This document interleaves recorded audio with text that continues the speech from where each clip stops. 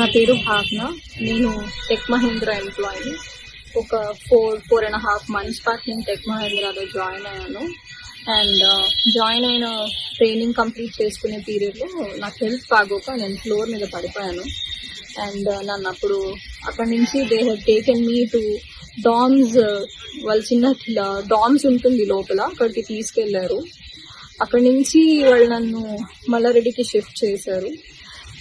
అక్కడ కూడా మెడికేషన్ సరిగ్గా లేకపోవడంతో ఎనీహౌ మా ఇంటి దగ్గర ఉన్న డాక్టర్కి షిఫ్ట్ అవుదా అని వెళ్ళిపోయాను. అలా కపుల్ ఆఫ్ ఇన్సిడెంట్స్ హెల్త్ బాగోకపోవడం వల్ల జూన్ మంత్లో నేను ఒక 13 days లీవ్ పెట్టాల్సి వచ్చింది. So I was on a medical leave. Though I was on a medical leave, my company has given me a warning letter and inappropriate language అండి. So నేను ఇంట్లో బాగున్నప్పుడు while my husband was contacting the company, వాళ్ళు చెప్పారు you are no way related to the company, మీ husband ఎలా మాట్లాడతారు, you should tell that what happen to you అని. సరే నేనే కాల్ చేసి చెప్పాను, I got back to work and all of that. మధ్యలో కొన్ని రోజులు వాళ్ళు నాకు క్యాబ్ షెడ్యూల్ చేయలేదు, అందుకే నేను ఆఫీస్కి వెళ్ళలేకపోయాను.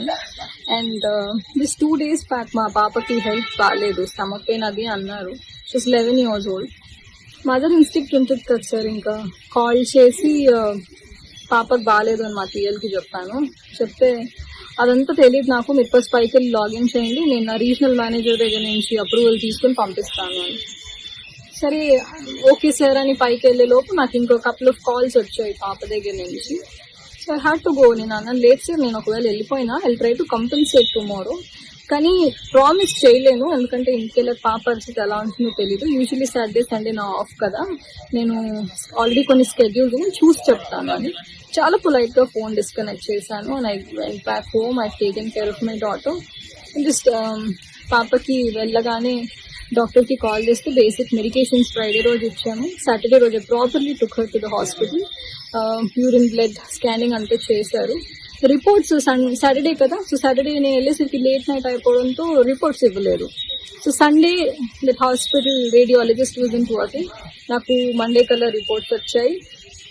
I took her to hospital yesterday, that is Tuesday. Technically, I was not there for 3 days in the company.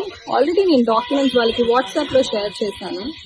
So by the time I reached office and there were so many threatening emails that మీరు రేపు ఖచ్చితంగా report చేయాలి అని 21st రోజు report చేయాలని mails ఉన్నాయి.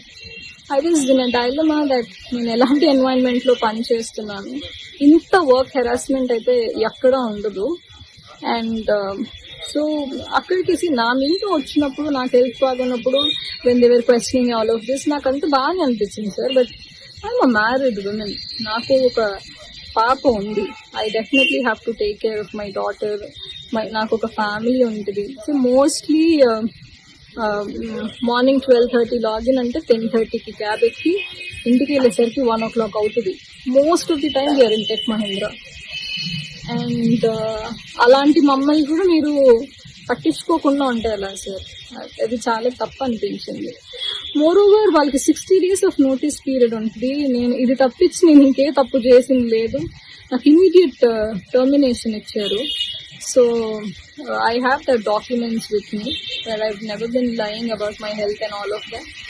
And అది కూడా కాక ఇప్పుడు మోర్ అలార్మింగ్ ఏంటంటే sir their work culture also is worst అనే చెప్పాలి. నేను ఏ కంపెనీలో వాష్రూమ్కి వెళ్తే అడిగి వెళ్ళాలి అని వినలేదు sir. This is the only company where I head. Women వాష్రూమ్కి వెళ్ళాలంటే కూడా చెప్పాలి, ఫ్లోర్ మీద అరుస్తారు ఎక్కడికి వెళ్ళారు అని.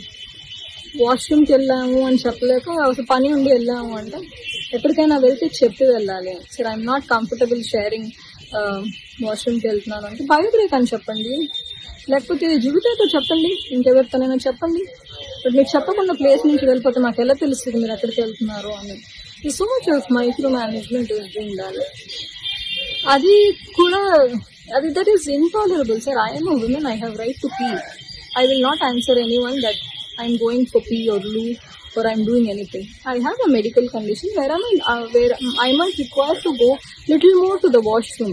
Company should work accordingly to the employee. That also wasn't given.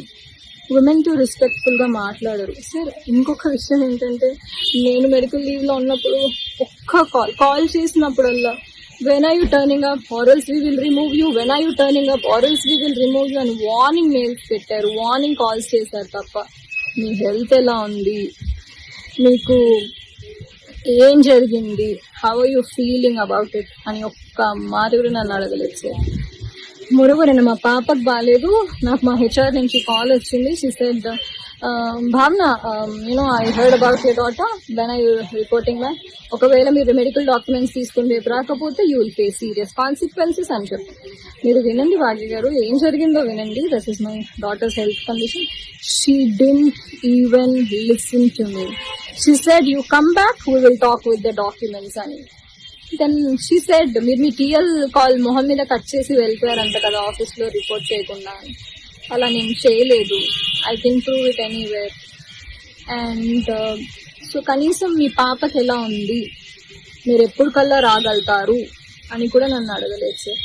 ఇలాంటి కంపెనీస్ కోసం ఇలాంటి కార్పొరేట్స్ లో వర్క్ చేయడం కోసం గంటలు లైన్లో నించోపెట్టి, వందల కొద్ది మంది లైన్లో నించుంటే ఇంటర్వ్యూస్ ఇచ్చి క్రాక్ చేసి జాబ్ చేస్తే ఎక్కడుంది సార్ ఎంప్లాయ్మెంట్ కి స్టెబిలిటీ? దాన్ని నాకు వర్డ్ కూడా రావట్లేదు.